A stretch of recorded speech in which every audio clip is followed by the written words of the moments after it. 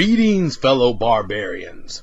It is I, Alan Odinson, and this is the Barbarian Lounge podcast. I want to thank everybody for joining me today. We've got an awesome guest lined up for you today. It's actually going to be for the first time ever. Yes, we're approaching that 100 show mark. We're up to episode 92 right now of our regular episodes, and it took us 92 episodes. But today we're going to have the very first lady of the Barbarian Lounge today. So it's going to be a pretty cool interview. Let's get a little bit of that housekeeping out of the way real quick before we get started. First off, our website is thebarbarianlounge.com. Go there, check it out. We've got a lot of good stuff on there. Matter of fact, we've got an article up under our articles section by the guest we're going to have on today, called Equality, the False God. And I urge you to check that out. We're going to be talking about that a little bit here on the show. So I think you guys will find that it's definitely a congruent message here that that we push on this show. It's funny, when I first saw it, it had the big inequality symbol, which is the exact replica symbol that I have tattooed on the inside of my right forearm. So pretty awesome. That's a really good article. Go there, check it out. You can also check out our shop, pick you up a Thuggy strangulation cords. I just shipped out the last batch of those today that people had ordered. So if you ordered one, it is en route to you. Probably by the time you hear this broadcast, it'll probably be in your hands, if not on the way. So I think most of those I sent out were scheduled to be there around Monday or so. So I think you guys, most of you guys listening to this who aren't members will probably have it by the time you hear this. So, also I urge you, while you're there on the Barbarian Lounge, to check out that donate button. When you're on that donate button, you will find two options. One of which is a one-time PayPal donation, which is exactly as advertised, no explanation needed. The other option is to click on our Patreon link. If you click on Patreon, it'll take you to our Patreon page where you can become a member on our members site.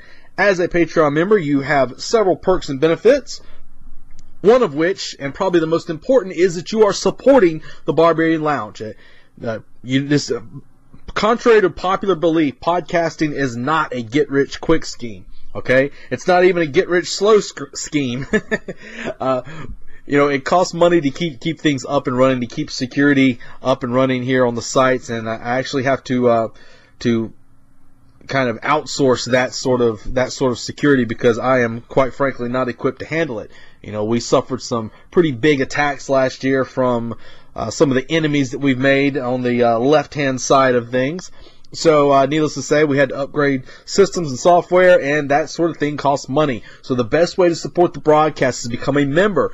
One of the other great benefits that you get, one of which is that you get our regular shows ahead of time, ahead of everybody else. I think our last show, most of our members got it about a week early. So you get all of those regular shows early. You also have complete access to all of our archives dating all the way back to episode 1. So you can see just how far this show has come along. The other, probably the second most important aspect of being a member is you get all of our members-only broadcast. Yes, we do 4 regular shows a month, but we also do 4 members-only broadcasts that are only available to members. We're up into the mid-50s right now. So there's, we're 93 episodes in. I think we're 92 episodes in here. I could be mistaken on that. But we're in the 90s here, but we were 50 plus on our member site. So we've done well over 100 episodes already. But if you're not a member, you'll never hear them. So become a member, check out what you've been missing. Needless to say, I can have a little more of a free tongue when I am on the member site talking. So, go there, check it out. I think you guys would enjoy the content there. Plus, it helps support the broadcast. I also urge you to check out our sponsors. Odinson Archery, traditional bows made from non-traditional materials. Now is the best time of the year to start making your purchases for Odinson Archery. We've got a lot of stuff that's going to be going up later this year, but we're going to be removing some things and adding some other things for our 2018 line of gear. It's going to be coming out that will be debuting in June because everybody knows I've chronicled it 2 years in a row.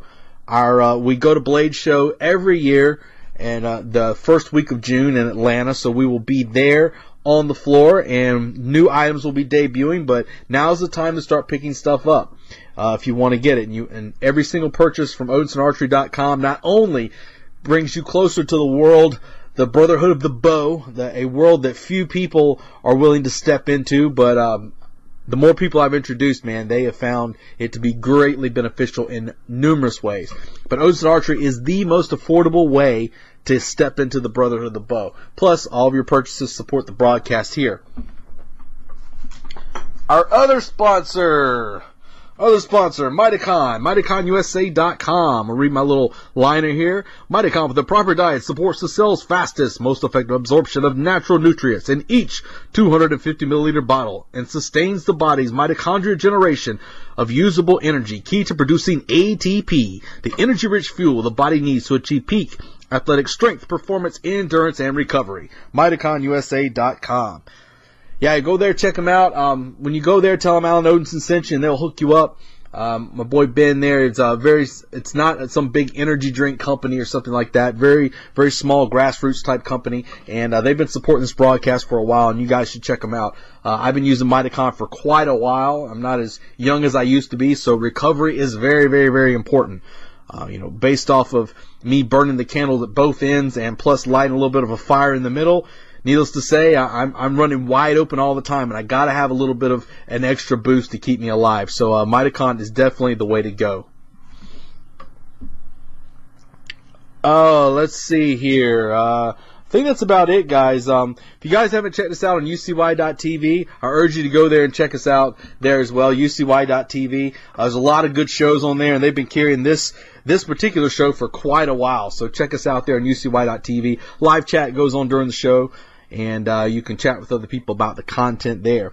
I think that's going to wrap it up. I want to go ahead and jump into this interview. I'm trying to zip through as fast as I can. I probably forgot some stuff. If I forgot some stuff, please forgive me. But I want to get into this interview real quick with the first lady we've ever had on this show, Rachel Summers. A lot of people don't know this. Rachel was actually also the first lady that was a member of our member site on the Barbarian Lounge on our Patreon page. She was a member for quite a while. And, she's an author. She has numerous books out, which we'll discuss here and where you can find those. She's also a writer. I think she does some editing work for the Revolutionary Conservative, which, if you don't know what the Revolutionary Conservative is, that is a website founded by my good buddy Augustus Invictus. And they have a lot of great stuff on there.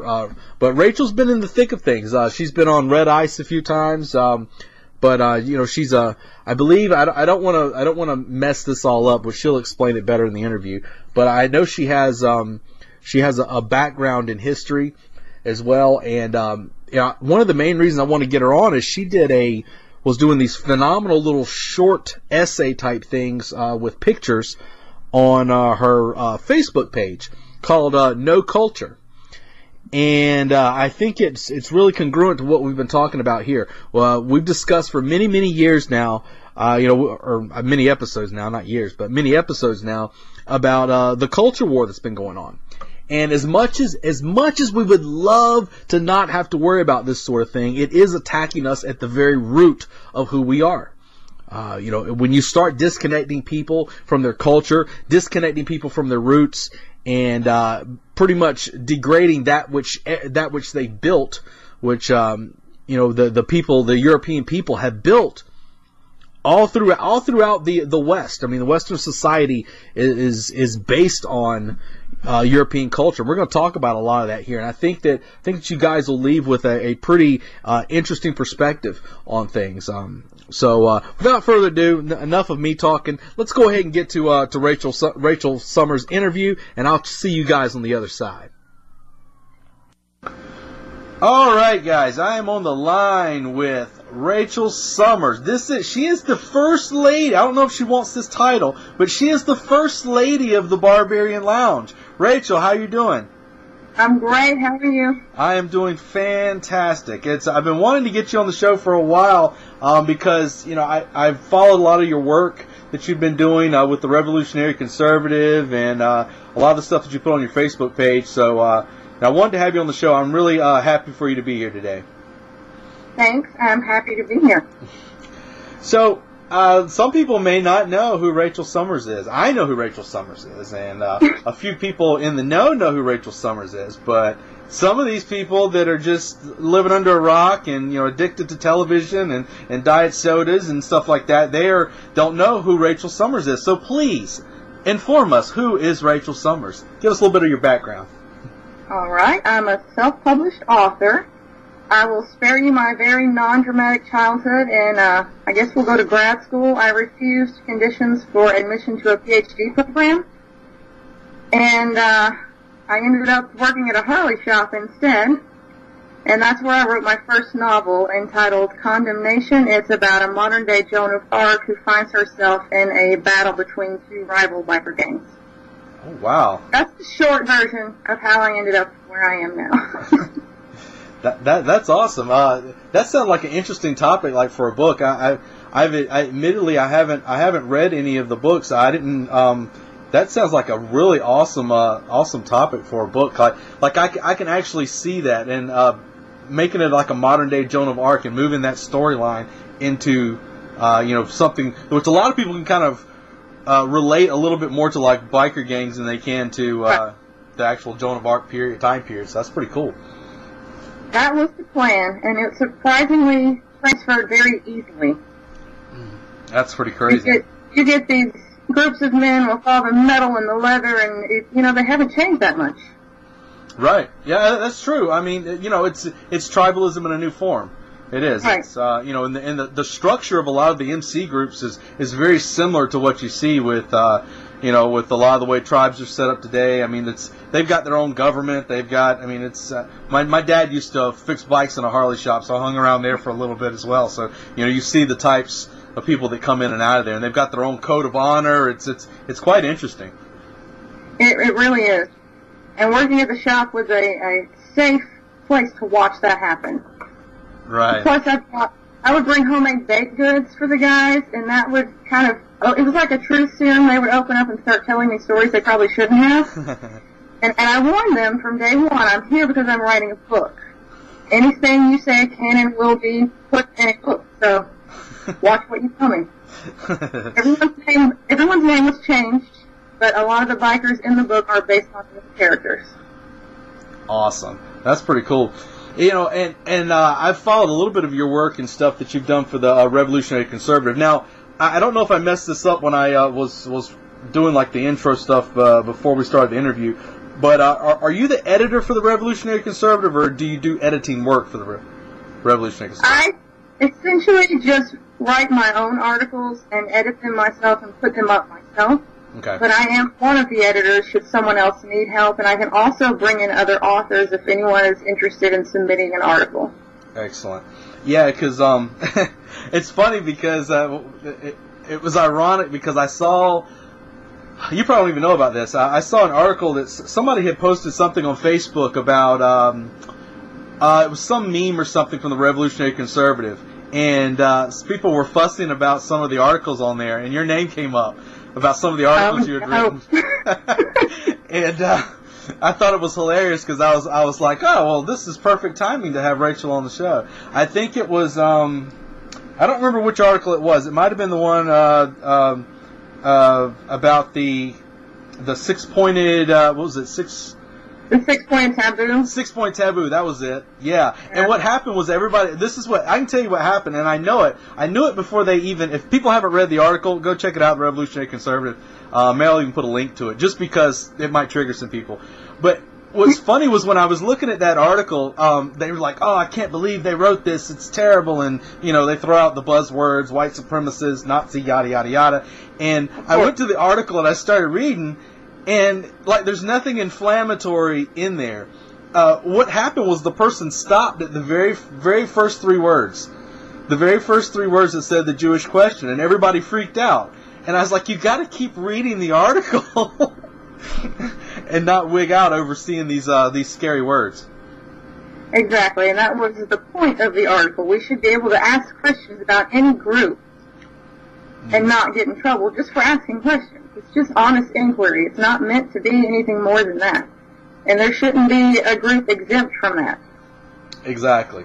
And that was what got me was, I read through the whole thing. I'm like, okay, I want to see this, because I have them on the show. Might as well get some information. So I start reading through it, and I get all the way to the end, and I'm like looking for the inflammatory. Like I lifted it up and looked underneath it, and I didn't see anything there. It was just all like circumstance. I'll have to try harder for you next time. I appreciate that. Just add a trigger warning to it, just like a picture of Yosemite Sam shooting guns in the air, and I'll know what's up. So. That's pretty much implied on the website as a whole. So, I wanted to talk. I figured since we had you on the show, I was curious. There's several things I wanted to run past you. I was curious about, like, what kind of led you to kind of become involved in the culture war. I would call it the culture war because that's kind of where we're at right now. It's not really a hot war, but it's a war on culture where they're attacking the culture of European people, saying that we have no culture at that. What kind of led you there? I don't have a pinpointed moment. I guess I would say I am first and foremost a historian, and I do not like the distortions of history that are going on right now, not to mention the outright erasure of history and the removal of monuments and so on and so forth, and also just the one-sided narrative that we're getting.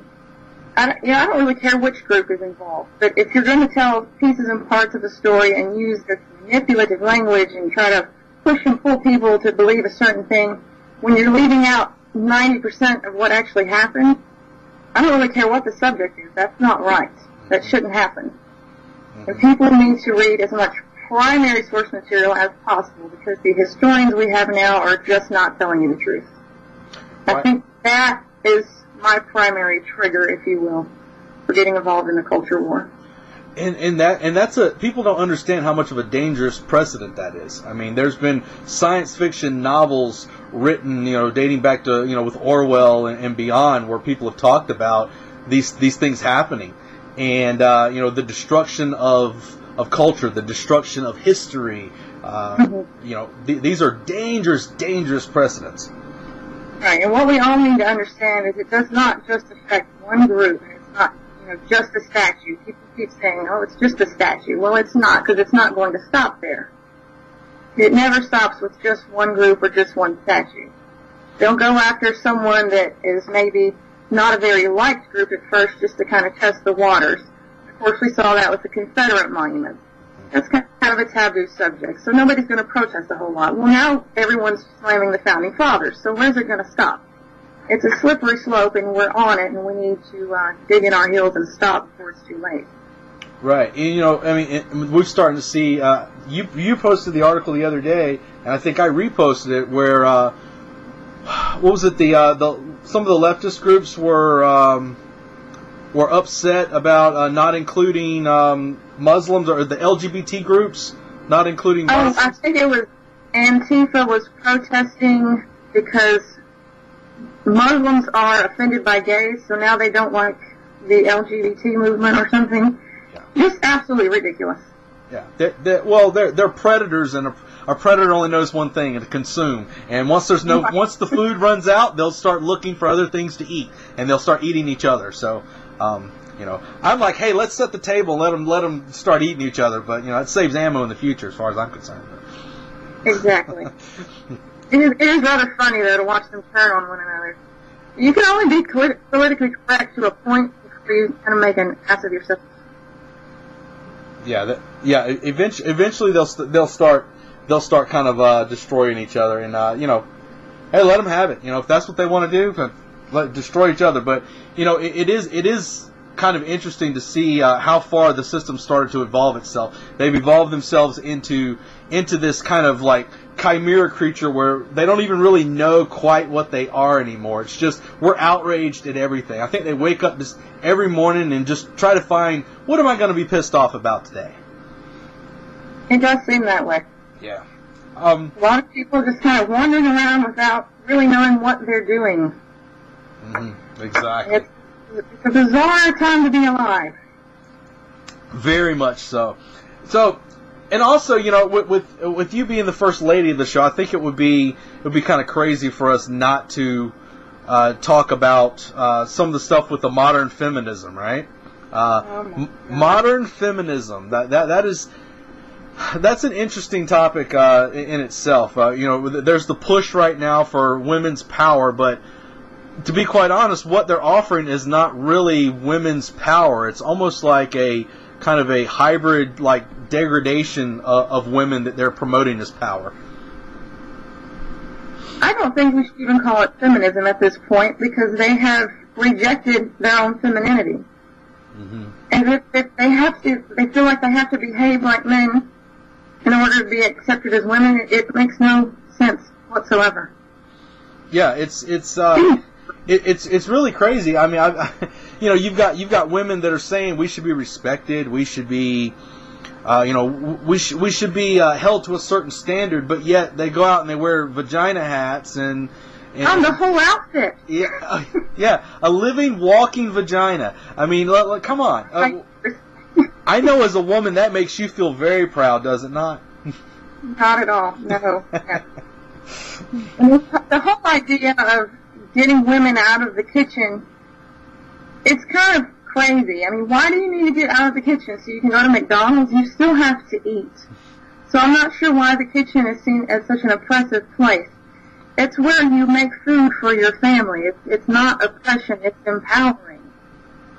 Exactly. And I had a woman actually ask me, "Don't you feel oppressed going to the kitchen?" Like, there's no change. And that's where the food is. That's why I'm in the kitchen. I like to eat. Yeah. It's really that simple. It's not a matter of oppression. You know that saying, if you want something done right, do it yourself? It applies to dinner as well.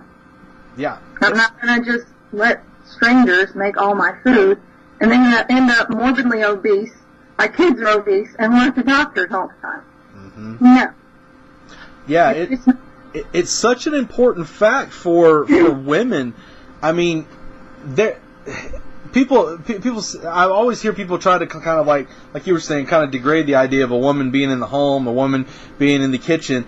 But is that not one of the most important jobs you can possibly have to take care of yourself? It really is.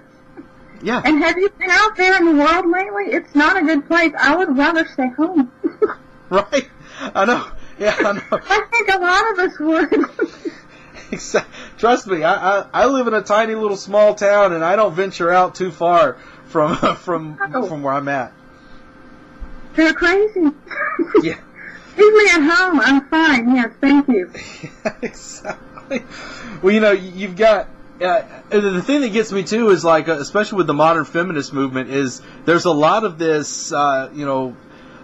They'll say, it's my body, I should be able to do as I please, and it's like, okay, I get that, but then they're saying, you need to pay for my birth control. What am I supposed to do now? Yeah. I don't have nobody giving me birth control. It's like, I don't know, maybe, buy your own? Stop fucking? Which one should it be? People seem to have forgotten the concept of personal responsibility. It's really not that hard not to get pregnant. It's not. So just don't. If you don't have children, don't get pregnant. It's not complicated. Really not complicated at all. Yeah. But I would have had more babies if I could. I love babies, but it's kind of hard to get out. It's terrible. You mean to tell me you're one of those responsible people that just doesn't have kids? Tax write-off 1, tax write-off 2, and 3, and 4, and 5, and 8? My first son was a college surprise. And he's the best surprise I ever got. And his little brother was planned, and that was it. Wow. How dare you be responsible? How dare you? It was a crazy idea I had one day. Give it a try. Everybody else, if you listen to the show and you haven't accepted responsibility, do as Rachel Summers and Alan Odinson promotes. Please be responsible. If you cannot take care of your children, please do not have any more. It's not that hard. So I hear people complaining about the whole birth control thing, and the big popular thing on everybody's tongue right now is the Me Too movement, right? The Me Too, and the funny thing about the whole Me Too thing was that, like, it kind of was born out of Hollywood for the most part, over the Weinstein stuff, but ironically enough, all the people that are screaming Me Too, they all knew about it. Like, they knew it was going on forever, and Hollywood's the one that's been preaching down from us from their Mount Olympus or whatever it is that they sit up on. And they've been preaching down, telling us about all the horrible, horrible things that we do, but yet Hollywood always knew that this stuff was going on. I don't know why anyone would even pretend to be surprised, honestly. I mean, the casting couch has been a standard joke for decades now. So to act like it's suddenly a great big surprise that there's sexual harassment in Hollywood is laughable at best. And considering a lot of these people complaining are liberals and they want to welcome Muslims into Europe, and now there's a rape epidemic, but nobody cares about those women. Mm-hmm. So what's up with this double standard? I don't understand it. It's the whole Me Too thing. I have no respect for that. Yeah, the entire Hollywood machine is constantly pushing. You know, I've been telling people for a long time that, you know, when you look at like the way the Hollywood machine is designed, the way culture flows a lot of times comes from our entertainment. You know, if you follow what they did to the black community, you know, you go back to the 70s, 80s, and look at the TV shows that were geared towards. So what was that? Superfly, the pimp. Yeah, you can go back to that. You could even go back to the sitcoms at the time. You had Good Times. Good Times. The father was there. He was working. You had strong families. And, you know, that sort of thing isn't pushed now. Now it's all society of negativity based towards your place in society. No one's working harder to get somewhere better, and, you know, the father's not there. And so the entertainment world has always pushed culture. And when you look in the entertainment world, what are they pushing now? They're pushing this multicultural utopia. They're pushing, you know, how all the terrorists end up being the white guy. It's not the Muslim guy that's blowing shit up. So, you know, but these are the ones preaching to us.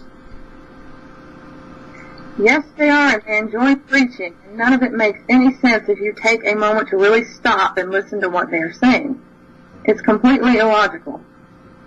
Exactly. And the refugee crisis, I don't even know what to say about that. I mean, these are young men, and they look perfectly healthy, and here they are just wandering into Europe and doing whatever they please, wherever they please. They've destroyed the place, and I don't even think they should be called refugees properly. And besides, where are the women and children if these are refugees? Did they just knock them out of the way so they could get on the boat first? How did this happen? It's completely absurd.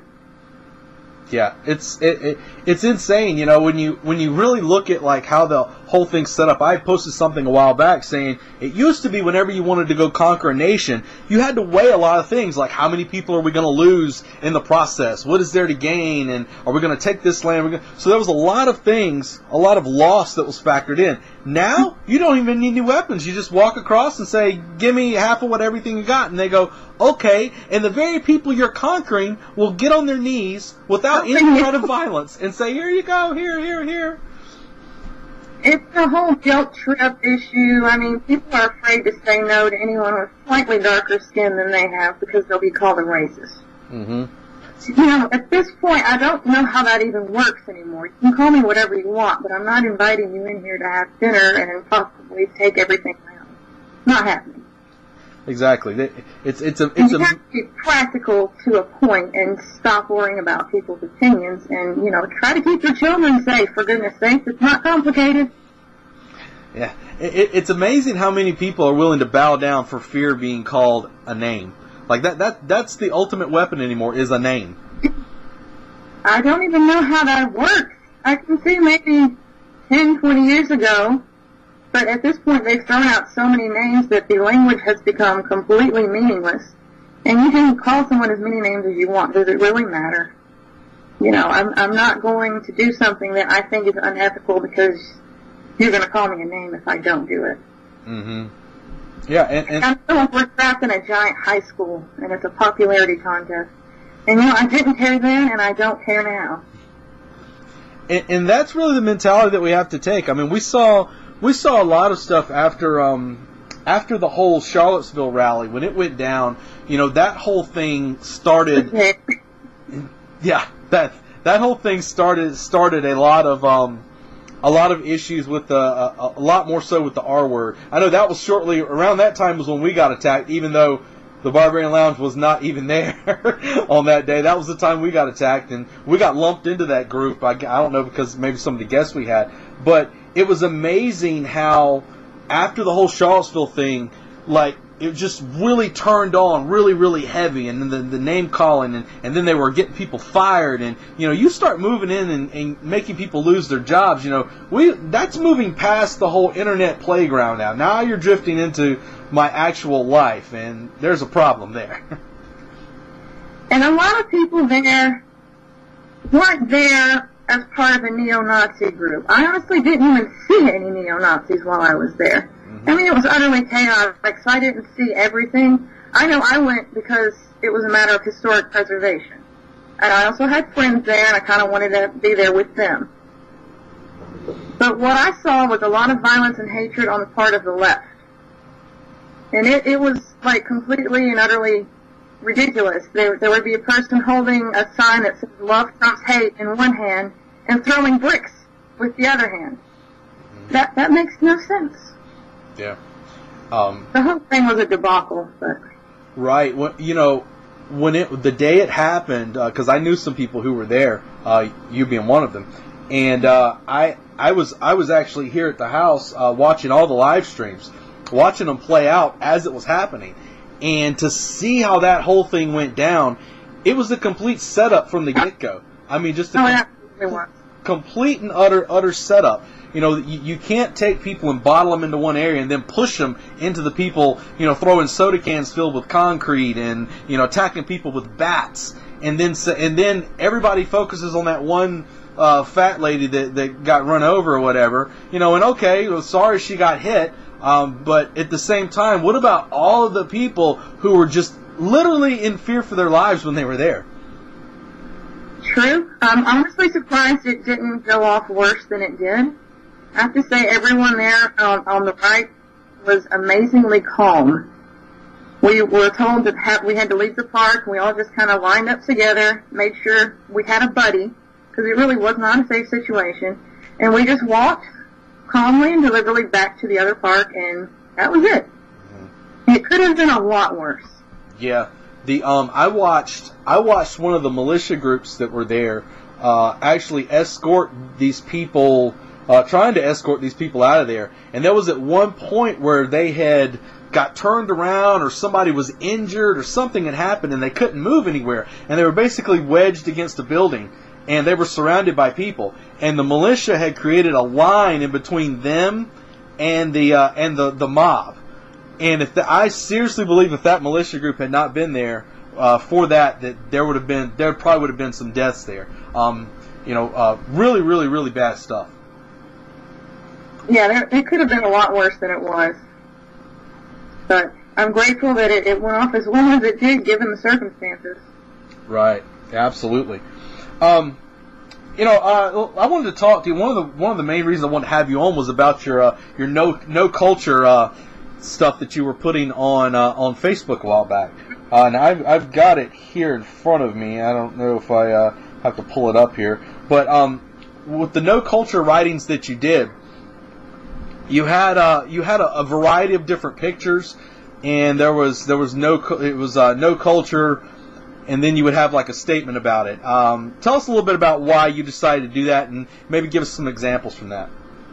Okay, I did it for the month of December because I like themes. I'm a theme junkie, and I just got tired of hearing people say that whites in general have no culture.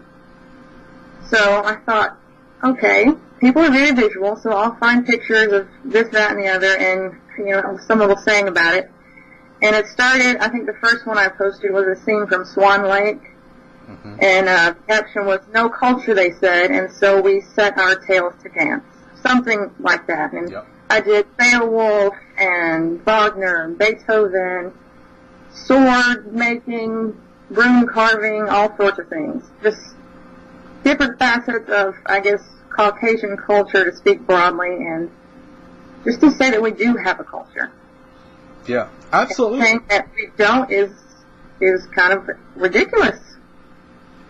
And it's amazing to me that would even become a narrative, because most of the advances that we have in Western culture in general is based off of things founded out of the European peoples.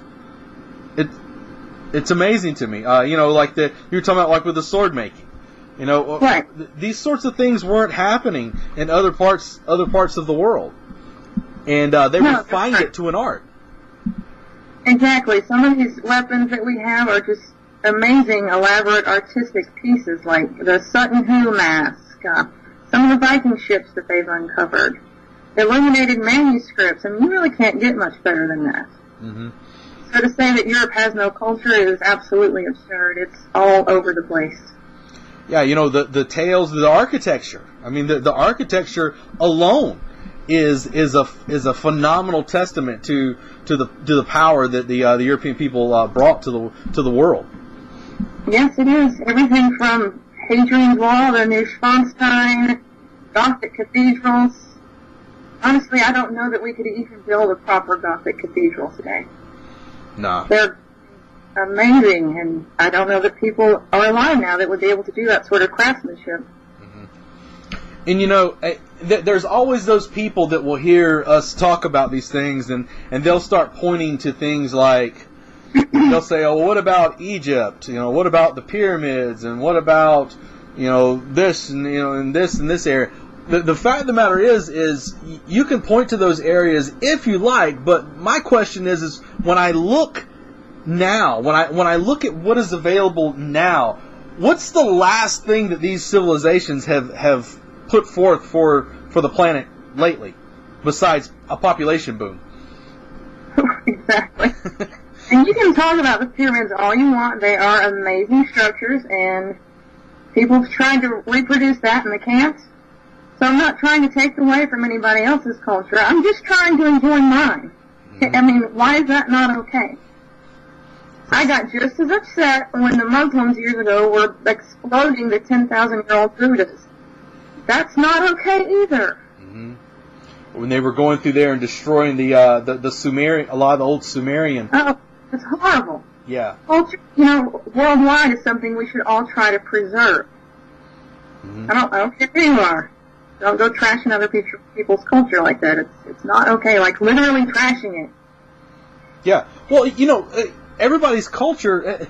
That's the thing that gets me is, people can say like what was the thing that was going around a while back? It's okay to be white. I remember that whole thing that it's okay to be white, and people were freaking out about it. And it's like, so, are you saying that it is not okay to be white? Because I think it's okay to be white in the same way as I think it's okay to be black, it's okay to be Asian.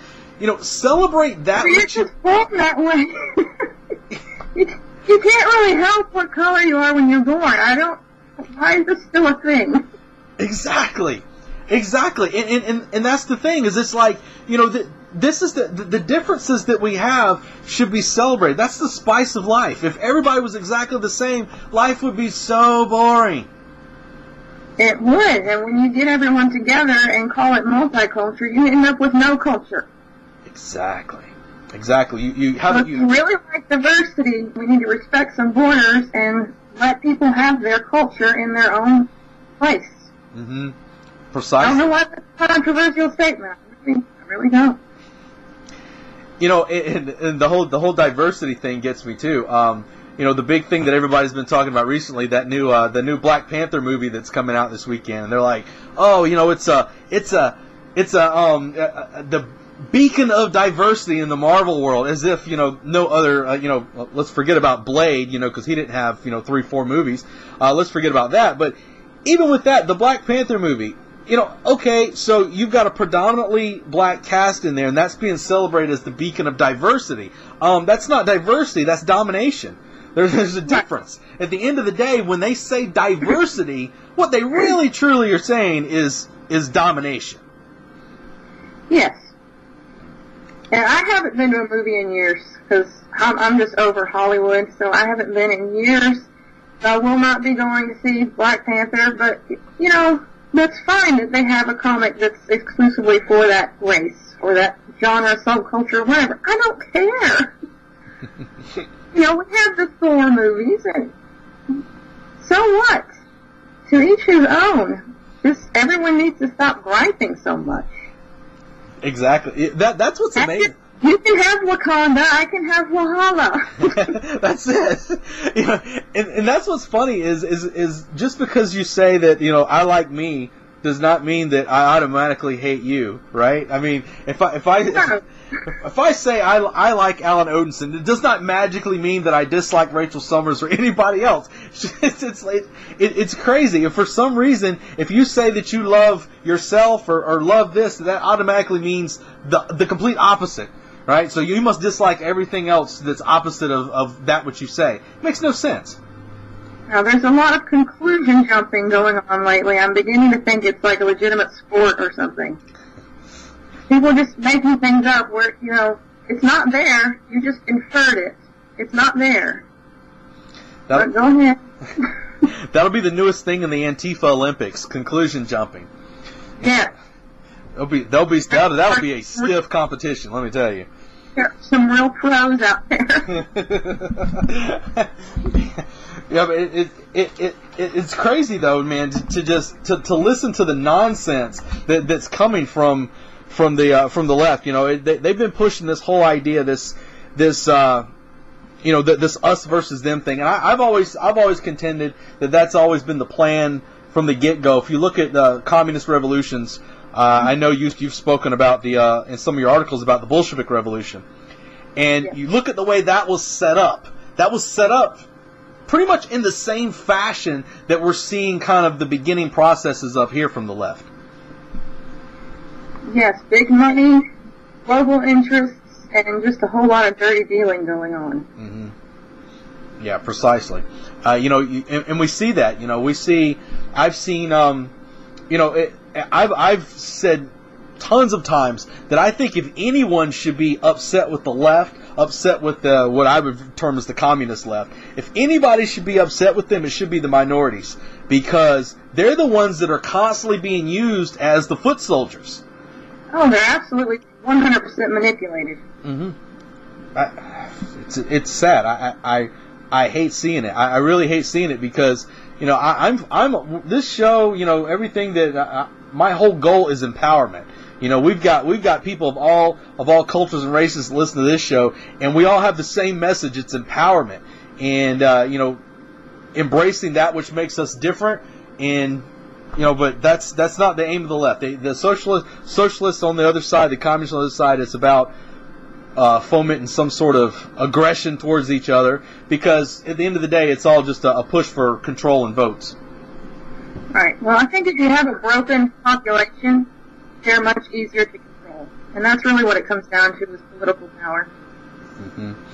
Yeah. Well, you know, control. The whole control aspect of things, you know, that's at the end of it all. That's the name of the game. You know, it's the control factor. It doesn't have anything to do with empowering anybody. Because let's just say tomorrow that let's say that magically that the communists manage to take over, right? They take over all these people that have been standing there and they've been using as their foot soldiers. They're just cannon fodder. They're going to get cleaned out just as soon as it's all over with. Just go back and look at the Bolshevik Revolution. Exactly. I think it was Lenin who said that they were useful to a point, but they were ultimately traitors and they would be hung. There you go. And that's the game plan. It's not a friendly ideology at the end of the day. It's not nice at all.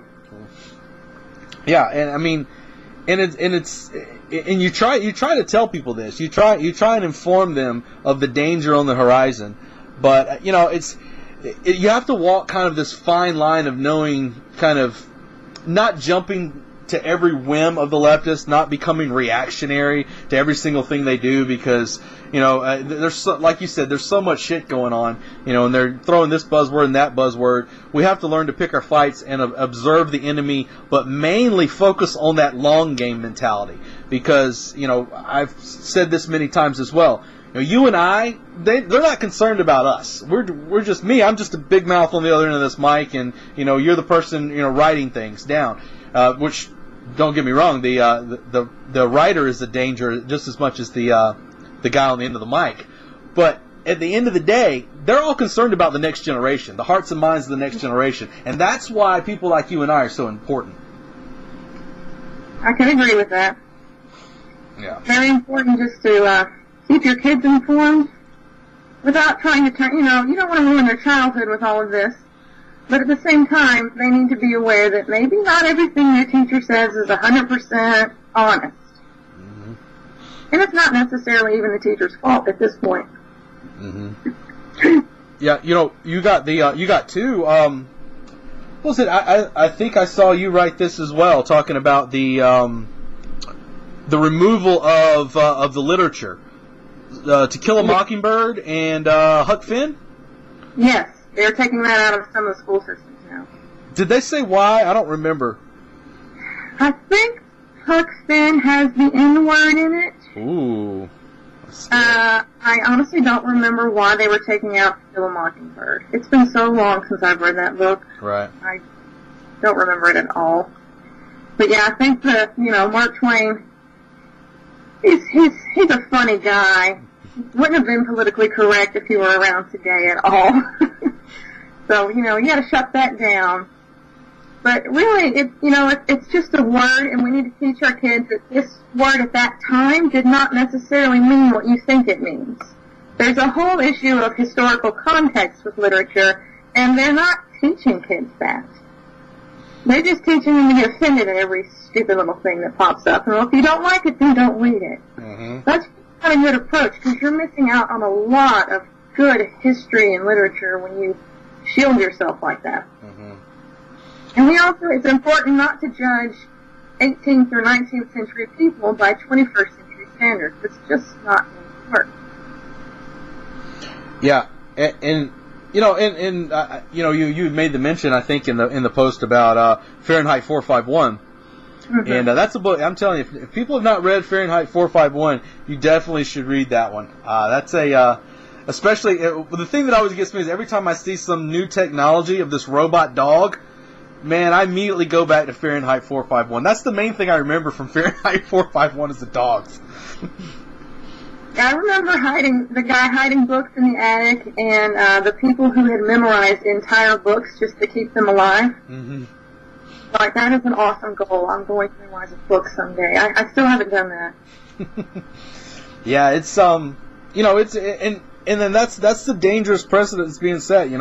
Removing little bits of literature being removed, and this word being removed, and eventually what's going to happen is, in a long enough timeline, the more and more people start losing the ability to convey information, whether it be through books, different writings, communication with their words. When these things start getting removed, there's a problem, because those are the avenues and the outlets that we have to set aside differences. Those are the avenues and outlets that we have to explain our position. When that isn't present anymore, the only thing left is violence. And I don't want to see that. Yeah, communication is vital, and if we can't just basically communicate with one another, we are headed for disaster. And I started reading not too long ago, just a couple of days ago, a collection of memoirs from the Civil War, and just the average soldier was such a good writer. And that's just 150 years ago. Mm-hmm. Nowadays, we're down to these texts, we can't even write out whole words. It's awful. Yeah. It's crazy, and I read actually reposted your article on the Barbarian Lounge from the Revolutionary Conservative on equality, the false god, and I reposted that because I thought that's really congruent with the message that we talk about on here. I have the inequality on the inside of my wrist, because if there's ever anything that is 100% true. Nothing's equal. Equality is indeed a false god. Explain a little bit about that article, if you don't mind. Sure. I think the mistake a lot of people make is assuming that equality means sameness. And that is just not the case at all. Ideally, we would have equal work for very different reasons. But even the ideal doesn't always measure up. Realistically, there are just some plain worthless people out there, and it's okay to admit that. And it's okay to protect yourself against that. And it's okay to try to be better than the person you were yesterday, or even better than your neighbor, or whatever. It doesn't have to be an ugly competition kind of thing. so much as just try to be the best you that you can be. And yeah, you might be better than someone else. Someone else is probably better than you, because we are not equals. We are not the same. And, society wouldn't work if we were all the same. Mm-hmm. There's different jobs to be done, different facets to be filled, and if we were all the same, then, we couldn't have civilization. It'd be so boring. It seems like a no-brainer to me. And, the differences we have don't have to be adversarial, they can be complementary. Like magnets, you have to have the different ends or they don't go together. And just, sameness just doesn't work. Right. Well, it's the same as like, if you were to take two people, one person, you have like a brains of an operation, and then you'll have maybe the brawn behind the operation. The person that's really good at doing, but maybe they don't handle the administrative stuff too well. And, that sort of lack of inequality, I guess you could say, they complement each other wonderfully, because put together, what a fantastic team. Exactly, and that's how we should be, as far as gender relations go as well. Men and women have different strengths and weaknesses, and we need to make up for each other's strengths and weaknesses. Mm-hmm. And, it's not equality per se, but what's wrong with that? Men are better at certain things. Women are better at certain things. Exactly. I mean, that's precisely it. That is precisely it. It should not be and that's the thing that they're pushing. With the whole leftist agenda, they're pushing this whole idea of men and women basically fighting against each other, as if they're not supposed to be a cohesive unit to work against. I guess to fight back against the rising of the tide anymore with the leftist push, because there's definitely war on the family as well. It's just more of that whole breakdown society thing. Break up the family, get everyone at each other's throats, and it's not going to end well. So I urge people, just don't listen to that rhetoric. It's not true. Now, I noticed that right now you said you're a theme person. I noticed your theme for this month is a lot of different stuff about the Black History Month. Because that's obviously being crammed down our throat right now as well. And I've never been a huge fan of having a specific month for history, because I'm like, why should we make a certain piece of history more important than the next piece of history? And it seems like a lot of times, and one of the things that mainly that gets me with the Black History Month is that basically they try their best, the absolute best that they possibly can, to find the smallest little thing and promote it as something that is absolutely magnificent and grandiose, whereas, they forget and leave out a lot of other important pieces of history as well. Yes, and they tend to focus on very negative aspects of history as far as race relations go. So that's why I've been posting from this book about white slavery in the Americas and the Caribbean as well. Because that story never gets told, and it goes back to history and wanting to tell the entire story and not just bits and pieces of it. Right. Yeah. And and that's one of the things that again, you've got this push of saying that that this the modern day culture war is pretty much all they're pushing anymore as it relates to Black history. Like they'll even show where these great things that Black History and Black History Month that they've done and throughout the years, this has been great and this has been great they've done.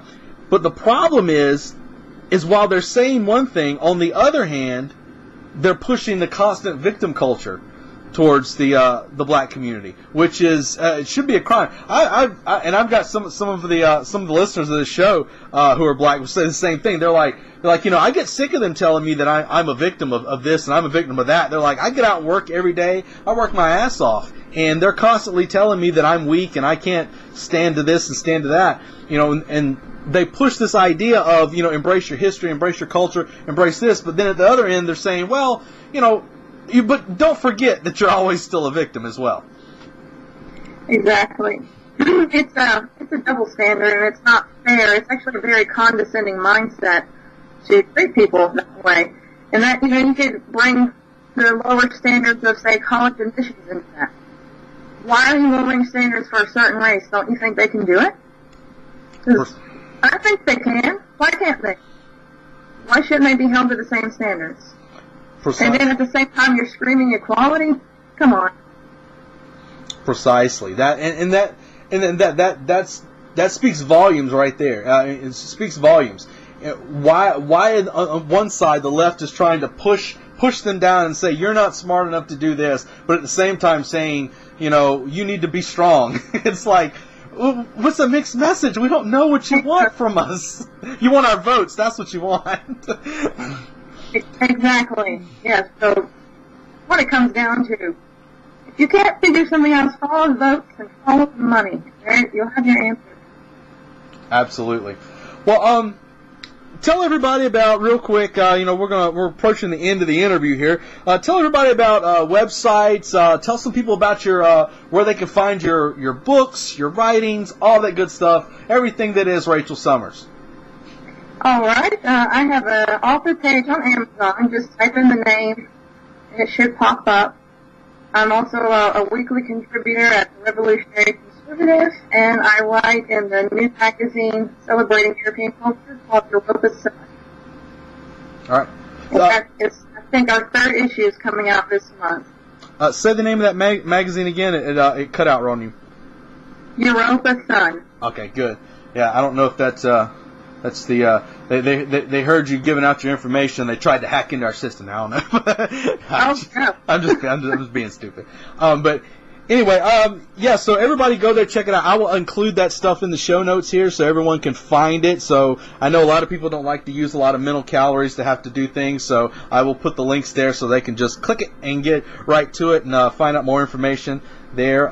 So I will talk to you on the other side of this interview, but if there's anything you'd like to close out with saying, please do so, and we'll wrap it up. Okay, I guess my main point here is learn your history. It's all around you, and we really have no excuses. Don't let people manipulate you. Learn your history. Absolutely, history is so important. It guides us. It guides us on our path to the future. So. All right, well, thank you for joining me, and I'm going to talk to you on the other side here. So, guys, that's it. Check out Rachel Summers, and you will not be disappointed. Take care, Rachel. Thank you. Thank you. All right, guys, we are back. So I hope you guys enjoyed that interview, man. It's I enjoyed it, man. It's definitely some topics some people may find controversial, but one thing you will not find is most of it is not refutable. It's not. It's historically based on a lot of the things we discussed, and I mean, take it for what it's worth. If you got a problem with it, by all means, please go research it, research it yourself. Check out Rachel, check out her works, and I think we're gonna wrap it up, guys. There's not a whole lot more to say. If you guys have not checked out our website, thebarbarianlounge.com, please do so. Become a member on our Patreon page. Help support the fight, support the cause. And that is it, my fellow barbarians. So now, my fellow barbarians, this broadcast of the Barbarian Lounge is closed.